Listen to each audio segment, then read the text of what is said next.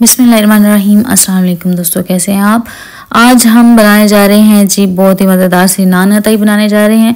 इसको बनाने की बहुत ज़्यादा रेसिपीज़ हैं। कुछ लोग इसमें अंडे इस्तेमाल करते हैं, कुछ लोग सूजी इस्तेमाल करते हैं, उसमें मैदा ऐड कर लेते हैं।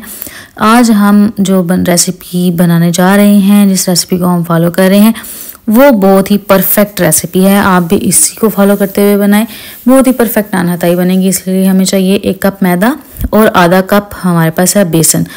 बेसन ऐड करने के बाद हमने इसमें डाली है जी आधा कप पिसी हुई चीनी और 1 टीस्पून हमारे पास बेकिंग पाउडर है और 1 चुटकी बेकिंग सोडा हमने इसमें ऐड कर दिया है और आधा कप के करीब हमारे पास था घी। आपने इसमें ऑयल यूज़ नहीं करना, घी इस्तेमाल करना है। और इसको आहिस्ता आहिस्ता इस तरह से हमने इसको गूंद लेना है। परेशान नहीं होना कि जी हमारा आटा जुड़ नहीं रहा। घी होता है तो वो आहिस्ता आहिस्ता पिघलना शुरू होता है, जिसकी वजह से थोड़ी मेहनत लगती है, लेकिन फिर हमारा आटा जो है, हमारा डो, वो जुड़ने लग जाता है।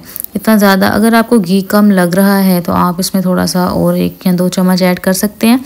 ज़्यादा घी आपने बिल्कुल नहीं डालना, क्योंकि जैसे ही डो रेडी हो जाता है फिर वो घी छोड़ना शुरू कर देता है, जिसकी वजह से फिर हमारे जो नान हताई है वो अच्छे तरीके से वो फूलती नहीं है, राइस नहीं होती। ठीक है, ये परफेक्ट डो हमारे पास बन चुका है, आप देख रहे हैं। अब इसके हम छोटे छोटे बॉल्स ले लेंगे, पेड़े बना लेंगे और इनको एक बहुत ही प्यारी सी शेप दे देंगे। अगर आप इनको कोई और शेप देना चाहते हैं, हार्ट शेप देना चाहते हैं, फ्लावर शेप देना चाहते हैं, तो आप वो शेप्स भी बना सकते हैं, आप जो आपको अच्छी लगे।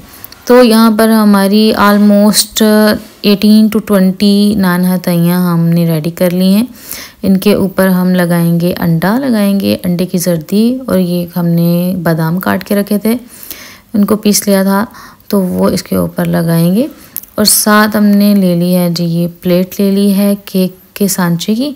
इसको ऑयलिंग कर लेंगे ताकि हमारी नान हताइयाँ जब बेक हों तो इसके साथ चिपके नहीं। और अब चलते हैं अपने बेकिंग प्रोसेस की तरफ। तो नान हताइयों को उठा के ऐसे वक्फे से इसमें रखते जाएंगे। वक्फे से इसलिए रख रहे हैं क्योंकि इन्होंने जैसे जैसे ये बेक होती जाएंगी तो ये फूलती जाएंगी। ये देखें, बहुत ही मज़ेदार सी लुक आ रही है।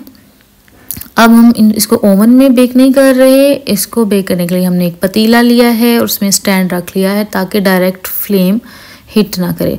ये देखें, इसको पकने के लिए ज़्यादा से ज़्यादा 25 मिनट लगेंगे। इसको आपने बहुत ही लो फ्लेम पे पकाना है, बेक करना है, ताकि हमारी नान हताइयाँ अच्छे से फूलें। ये क्रैक्स आए हैं इनमें, जो कि इस बात की गवाही हैं कि बहुत ही खस्ता हताइयाँ बनी हैं। उम्मीदन आपको हमारी रेसिपी पसंद आई होगी। लाइक करें, शेयर करें, सब्सक्राइब करें। मिलते हैं नेक्स्ट वीडियो में, तब तक के लिए अल्लाह हाफिज़।